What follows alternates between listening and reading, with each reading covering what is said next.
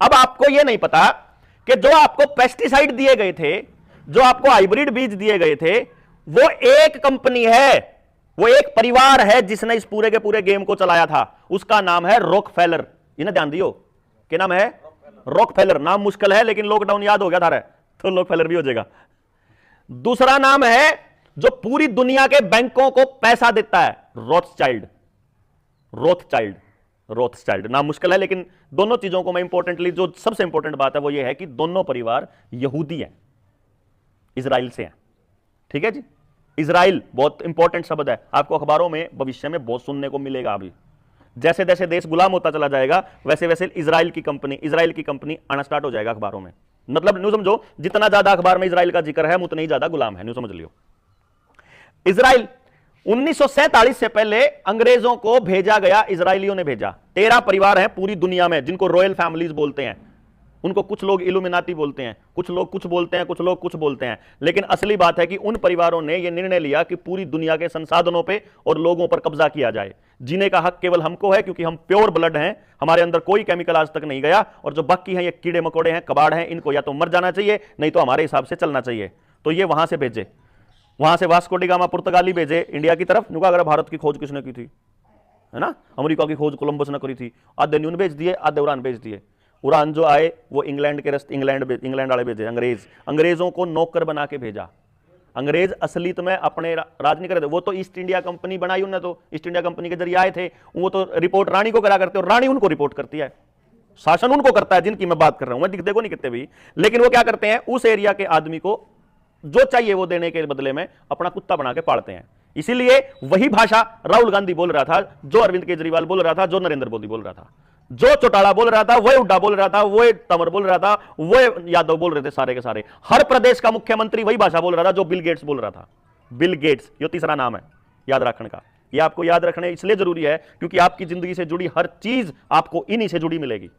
हर चीज कैसे? इराक का और अमेरिका का युद्ध हुआ, इराक को हथियार देने वाला रॉकफेलर, अमेरिका को देने वाला रॉकफेलर। द्वितीय विश्व युद्ध हुआ, जर्मनी को हथियार देने वाला रॉकफेलर फोर्ड फाउंडेशन, और उधर जर्मनी के साथ इंग्लैंड को देने वाले भी वही। दोनों के नहीं, दो भाइयों ने लड़वावे, दोनों आधा गंडा से बेचा है, समझ गए? दोनों आधा बंदूक भी बेचा, दोनों ने लड़वावा भी। अब इराक युद्ध करने के बाद 60% तेल के कुओं पर कब्जा किसका? रॉकफेलर का। इस टाइम पूरी दुनिया में, यानी आपकी गाड़ी चल दी हो, पेट्रोल चल रहा हो, डीजल बेच दो, कैरोसिन ऑयल बेच दो, सीएनजी चलाते हो, सारा का सारा पैसा रॉकफेलर के पास जा रहा है। सारा एक किक मार दे उसकी गोज भरी जावे।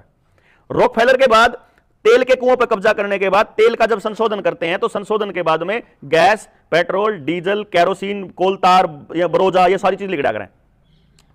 वो सारी की सारी कंपनियां रॉकफेलर की, उससे जो बच जाता है उसको एपीआई बोलते हैं, एक्टिव फार्मास्यूटिकल इंग्रेडिएंट। उससे बनते हैं chemical, fertiliser, urea, DAP, pesticide या हाइब्रिड जो बीज है उनके अंदर ये यूज होता है, वो सारा केमिकल रॉकफेलर का। तो जितना भी फर्टिलाइजर आप खेत में डालते हो वो उन्हें का। क्योंकि जो पढ़े लिखे नौजवान साथी हैं, कुछ नहीं करना, हरित क्रांति कैसे आई थी सर्च करो, आपको पता चलेगा कि दुनिया के अंदर भूखमरी जहां थी उन देशों में हरित क्रांति लाने की रिकमेंडेशन रॉकफेलर फाउंडेशन ने करी थी। पूरी दुनिया के शरीरों पे कब्जा करने के लिए, उनके शरीर में केमिकल डालने के लिए एक इकट्ठी संस्था होनी चाहिए जिसका नाम उन्होंने रखा WHO, World Health Organisation. World Health Organisation का गठन द्वितीय विश्व युद्ध के बाद हुआ 1948 के अंदर, और 1908 में अब्राहम फ्लेक्सनर की अध्यक्षता में फ्लेक्सनर कमीशन बैठा जिसने अपनी रिपोर्ट 1911 में दी। उसी रिपोर्ट के आधार पर WHO बना, उसी रिपोर्ट के आधार पर पूरी दुनिया के अंदर ये एलोपैथी की ड्रग्स आई, और उस रिपोर्ट को फंडिंग देने वाला भी रॉकफेलर फाउंडेशन।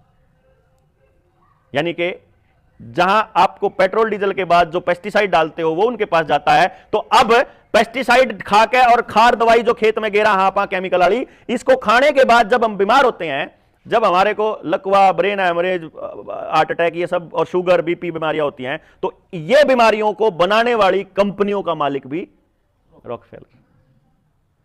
अब ये अगर ये कनेक्शन आपका समझ मानदा हो तो इसमें से कौन सा घर बचा हुआ है जो उनको पैसा नहीं देता, मुझे बता दीजिएगा। ठीक है जी। तो अब इन लोगों को भारत में आने की कितनी जरूरत है इसको समझने के लिए, मतलब ये जो मैं कह रहा ना, तो इस लाइन का जवाब दो कि पूरी दुनिया में हो रहा। उस टाइम पे याद हो तो हमारे बड़े बुजुर्ग ये कहा करते थे कि अंग्रेजों का सूरज कभी नहीं डूबता था। इसका मतलब यह था कि धरती के किसी भी कोने में सूरज हो, उस टाइम पे किसी ना कोई देश ऐसा जरूर होता था जहां सूरज लिकड़ रहा है और अंग्रेजों का राज हो। यानी कि पूरी धरती पे अंग्रेजों का राज था, लगभग ऐसा बोला जाता है। अंग्रेज यहां से चले गए, अंग्रेज यहां से चले गए, लेकिन वो अपने लोगों को अपने कुछ सत्ता सौंप के चले गए, और उनको नहीं मालूम, हम लोगों को नहीं पता चला कि वो अपने साथ क्या लेकर के गए।